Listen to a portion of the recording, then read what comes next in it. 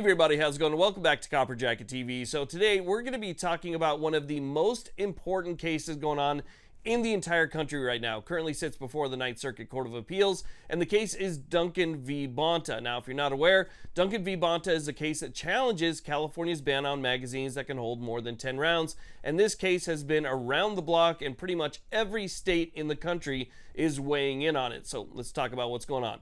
This video is proud to be sponsored by Arrowhead Tactical Apparel. This is active wear for concealed carry. These guys make things for your EDC that you have been wanting but just have not been able to find. If you're looking for those sweats, those shorts, you're looking for those gym clothes, something that you can run in, something that you can work out in, but you still want to be able to carry your EDC, Arrowhead Tactical Apparel is absolutely the place that you need to check out. Now, I absolutely love the way that this works. So on the inside of the shorts, joggers, or sweats that you have, there will be an internal belt loop. These belt loops are extremely soft. You do not feel them against your body. And then you take one of the Arrowhead Tactical belts that are specifically designed for this, you run it through those internal belt loops, and it creates a nice rigid platform to be able to attach your EDC in your holster. Now on the outside, we still have the same drawstrings and the same elastic that's really comfortable, but it allows you to put extra pressure on that EDC to keep it nice and tight to your body. So the combination of the two keeps everything nice and tight, and also keeps it in the position that you want it, and it allows you to place it in multiple positions. So if you're interested in any of this EDC activewear, I will make sure to put a link in the description box as well as in the pinned comments, so definitely check that out. And again, I want to thank Arrowhead Tactical Apparel for sponsoring this video. Okay, so let's go ahead and talk about what's going on here. Now, when I say that Duncan v. Bonta has been around the block, I am absolutely not joking. Just as a little bit of a reference here, Duncan v. Bonta started at Judge Benitez. He's a federal district court judge in California, and he found that that law was in fact unconstitutional. It goes up to a 3-judge panel for the Ninth Circuit Court of Appeals. Then it goes to an en banc panel of the Ninth Circuit Court of Appeals, and the en banc panel finds that it is constitutional. They side with California like they always do. They use the interest balancing approach, and so that was appealed up to the Supreme Court. Now, it goes up to the Supreme Court while the Supreme Court is hearing Bruin, so it kind of sits there and waits for a little bit. The Supreme Court decides Bruin, and then after Bruin decides that they are going to vacate the lower court's decision, so the Ninth Circuit's decision, and they're going to remand it back down to the Ninth Circuit. So they basically told the Ninth Circuit, hey, you got it wrong on this one, or at least, you know, you need to redo it in light of Bruin, again, which was just decided, right? So there's a whole new list of criteria and ways that you're supposed to look at these cases and the way that you're supposed to decide them. Can't use the interest balancing approach anymore, and so the Ninth Circuit needs to redo it. But what does the Ninth Circuit do? Well, they do what they do best, and they delay. So instead of just rehearing the entire thing post-Bruin, they decide to send it back down to Judge Benitez.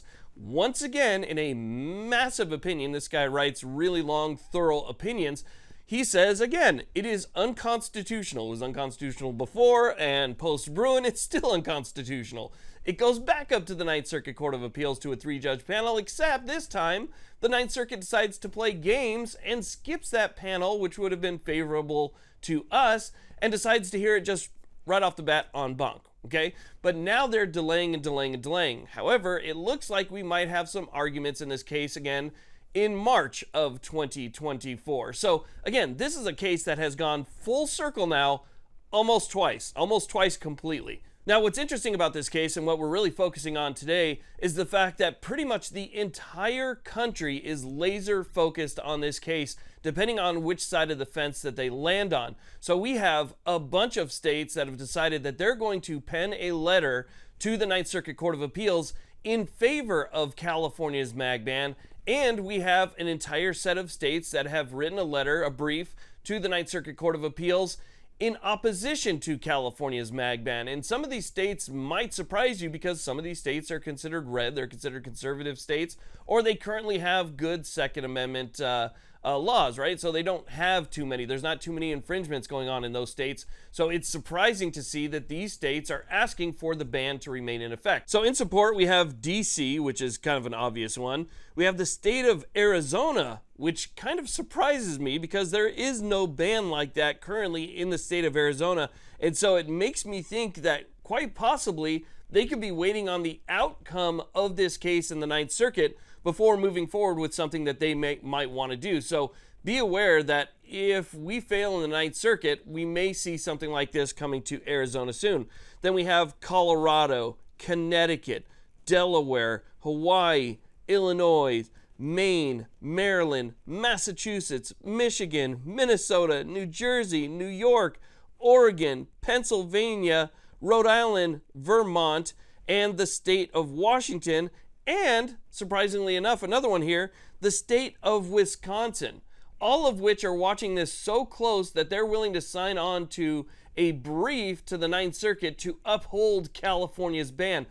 That is a lot of states, and again, some of them in there kind of surprise me because similar bans like this just simply don't exist there. Now, that last brief was received by the court on January 10th of 2024, but back on January 3rd of 2024, the court received the brief from the states that I would say are allies to our constitutional rights and are allies to the good people of California. So what we have here is a brief that was filed by the supporting states who are in support of Virginia Duncan, in this case, who would be the plaintiff. So this was filed by the state of Alabama, Alaska, Arkansas, Florida, Georgia, Idaho, Indiana, Iowa, Kansas, Kentucky, Louisiana, Mississippi, Missouri, Montana, where my brothers live, Nebraska, New Hampshire, North Dakota, Ohio, Oklahoma, South Carolina, South Dakota, the state of Texas,